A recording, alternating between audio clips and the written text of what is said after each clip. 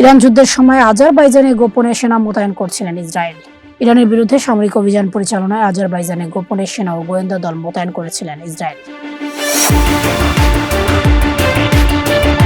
সিএনএন-এর এক প্রতিবেদনে উঠে এসেছে এমন তথ্য, যা মধ্যপ্রাচ্যের সাম্প্রতিক সংঘাত নিয়ে নতুন আলোচনা তৈরি করেছে। সিএনএন-এর প্রতিবেদনে বলা হয়েছে, ইরানের সঙ্গে যুদ্ধ চলাকালে আজারবাইজানের দক্ষিণাঞ্চলে ইরান সীমান্তের কাছাকাছি কয়েকটি স্থানে ইসরায়েলের বিশেষ বাহিনী ও গোয়েন্দা সংস্থার সদস্যরা অবস্থান নিয়েছিল। এসব ঘাঁটি থেকে গোয়েন্দা তথ্য সংগ্রহ, ড্রোন পরিচালনা এবং সামরিক নজরদারির কাজ করা হতো।